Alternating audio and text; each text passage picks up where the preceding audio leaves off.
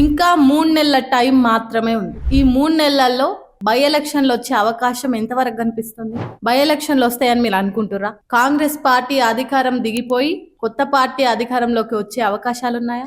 ఏంది అసలు ఏం మాట్లాడుతుంది ఈ వీడియో, దేని గురించి అని కన్ఫ్యూజ్ అవుతురా? ఇప్పుడు సుప్రీంకోర్టు ఆర్డర్ చూస్తే ఏం జరుగుతుందో అన్న అయోమయంలో ఎమ్మెల్యేలందరూ ఇప్పుడు షాక్ కి గురయ్యారు. Especially Congress party MLAs. అందులో పార్టీ మారిన ఎమ్మెల్యేలు అయితే ప్రాణాలు అరిచేతుల్లో పెట్టుకొని కాలం గడుపు. ఎందుకంటే ఎప్పుడైతే బీఆర్ఎస్ గవర్నమెంట్ అధికారంలో నుంచి పోయి కాంగ్రెస్ గవర్నమెంట్ అధికారంలోకి వచ్చిందో 10 మంది ఎమ్మెల్యేలు టక్ టక్ టక్ టక్ అనుకుంటా కాంగ్రెస్ లోకి జంప్ అయిపోయారు. జంప్ అయిన తర్వాత వాళ్ళు చెప్పిన సమాధానాలు ఎట్లున్నాయంటే, మేము అభివృద్ధి కోసం నిలబడతాం, అభివృద్ధి కోసం ఉండాలంటే అధికారంలో ఉన్న పార్టీలోనే ఉండాలి, కాబట్టి మేము పార్టీ మారినామని ఆ మారిన 10 మంది ఎమ్మెల్యేలు చెప్తారు. దాని మీద ప్రతిపక్షం బీఆర్ఎస్ ఊకుంటదా? కోర్టుకు పోయింది. పార్టీ మారిన ఎమ్మెల్యేల మీద వేటేసింది. ఆ వేటు ఎప్పుడు జరిగింది? కాంగ్రెస్ గవర్నమెంట్ అధికారంలోకి వచ్చినప్పుడు. అంటే దాదాపు 2 years కంప్లీట్ అవుతుంది. 2 years అవుతుంది, ఇంతవరకు ఎట్లాంటి అప్డేట్ లేదు. మరి ఈ పార్టీ మారిన ఎమ్మెల్యేల సంగతి ఏంది? ఏం యాక్షన్ తీసుకోరా? ఇంకెన్ని రోజులు టైం ఇవ్వాలి? ఇంకెన్ని డేస్ టైం వేస్ట్ చేస్తారు? ఏమున్నా ఈ 3 నెలల్లో తేల్చేయాలి అంతే. ఈ పార్టీ మారిన ఎమ్మెల్యేల సంగతి ఏదో ఒకటి చెప్పాల్సిందే. ఒకవేళ వాళ్ళు ఇంకా టైం కావాలి, మాకు ఇంకా టైం ఇవ్వండి, ఇంకా ఛాన్స్ ఇవ్వండి, మమ్మల్ని ప్రూవ్ చేసుకుంటామని ఇంకా సమయాన్ని అడిగితే మాత్రం స్పీకర్ ఎమ్మటే వాళ్ళని పదవుల నుంచి తీసేయాలి అంతే.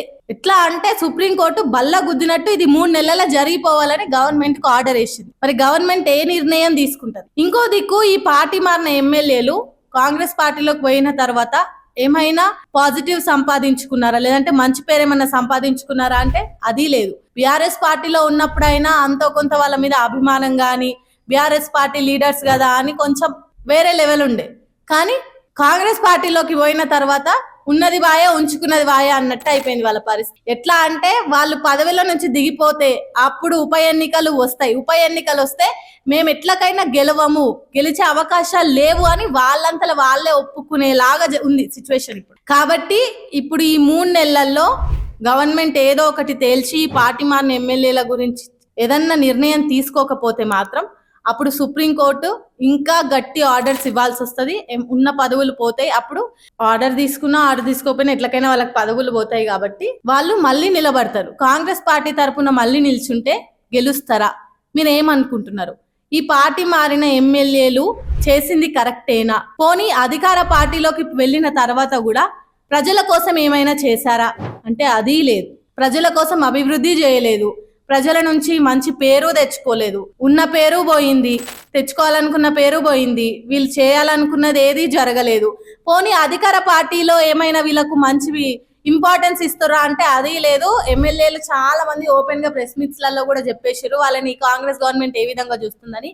ఆ పార్టీ ఎమ్మెల్యేల వీళ్ళ మధ్య అంటే సొంత పార్టీలోనే లుకలుకల్లాగా అయిపోయింది. వీరు పార్టీ మారినప్పుడు వాళ్ళకి అట్లెట్లా ఇంపార్టెన్స్ ఇస్తారని సొంత పార్టీ ఎమ్మెల్యేలు వాళ్ళు ఎవరు ఊరుకోరు కదా. సో ఇప్పుడు వాళ్ళకి అటు లేదు, ఇటు ముందు నుయ్యి వెనుక గోయి అనేటట్టు అయిపోయింది ఈ 10 మంది ఎమ్మెల్యేల పరిస్థితి. ఇంకో దిక్కు బీఆర్ఎస్ గవర్నమెంట్ మాత్రం వీళ్ళు మళ్ళీ పార్టీలోకి వస్తే అసలు తీసుకునే ప్రసక్తే లేదు. ప్రసక్తి కాదు కదా, కనీసం ఇంచు కూడా మళ్ళీ బీఆర్ఎస్ భవన్ తొక్కే అవకాశం కూడా వాళ్ళకి ఇచ్చేది లేదు అన్నట్టు స్ట్రాంగ్ నిర్ణయంతో ఉన్నాడు కేసీఆర్. మరి ఈ ఎమ్మెల్యేల పరిస్థితి ఏంటి? తొందరబాటులో పార్టీ మారిరు అంటే ప్రతిసారి అధికారంలో ఏది ఉంటే దాంట్లోకి వెళ్తే మన పదవులు మనం కాపాడుకోవచ్చు, మన ఆస్తులు మనం కాపాడుకోవచ్చు అన్నట్టు ఎమ్మెల్యేలు చూస్తారు. ఇది ఓపెన్ సీక్రెట్. మీరు అనుకోవచ్చు ఏంటి ఇంత ఓపెన్ గా ఆస్తులు కాపాడుకోవడానికి పదవులు మారిరని, కానీ అది ఓపెన్ సీక్రెట్. నేనే కాదు, ఎవరిని అడిగినా చెప్తారు. ఎమ్మెల్యే అయినా ఎవరైనా ఏ మంత్రి అయినా అధికార పార్టీలో ఉండేది దేనికి? వాళ్ళది వాళ్ళు కాపాడుకోవడానికి. అధికార పార్టీలో ఉంటే మాత్రం వాళ్ళకి ఏం చేసినా చెలామణి అవుతుందన్న నమ్మకంతోని వాళ్ళు పార్టీ మారుతారు. ఇప్పుడు అట్లనే పార్టీ మారిన ఎమ్మెల్యేల పరిస్థితి దారుణం అంటే దారుణంగా తయారైంది. వీళ్ళు ఇప్పుడు కాంగ్రెస్ తరపున బై ఎలక్షన్స్ వచ్చి కాంగ్రెస్ తరపున ఇదే పార్టీ మారిన ఎమ్మెల్యేలు నిలబడితే మాత్రం ఎట్లకైనా ఓడిపోతామని వాళ్ళకి తెలుసు. అందుకే వాళ్ళు ఇంకా టైం అడిగే అవకాశాలు ఉన్నాయి. ఒకవేళ టైం అడిగితే మాత్రం వాళ్ళని పదవిలో నుంచి తీసేయడమే. సో మరి గవర్నమెంట్ ఎట్లాంటి నిర్ణయం తీసుకుంటుంది, ఏం చేయాలనుకుంటుంది అనేది ఒక పెద్ద క్వశ్చన్ మార్క్ అయిపోయింది. మరి ఈ పార్టీ మారిన ఎమ్మెల్యేల గురించి మీరేమనుకుంటారు? అసలు వాళ్ళు చేసింది కరెక్టేనా? ఒక పార్టీలో గెలిచినప్పుడు ఆ పార్టీని తల్లితో భావించాలి ఎవరైనా సరే, ఎప్పుడైనా మన రూట్స్ మర్చిపోద్దు. అట్లాంటిది ఎమ్మెల్యేలు ఏం చేసిర్రు? అధికారం కోసం పార్టీ మారిరు. ఏం జరిగింది? ఎక్కడ లేని నెగిటివిటీ అంతా కాంగ్రెస్ గవర్నమెంట్కి వచ్చింది.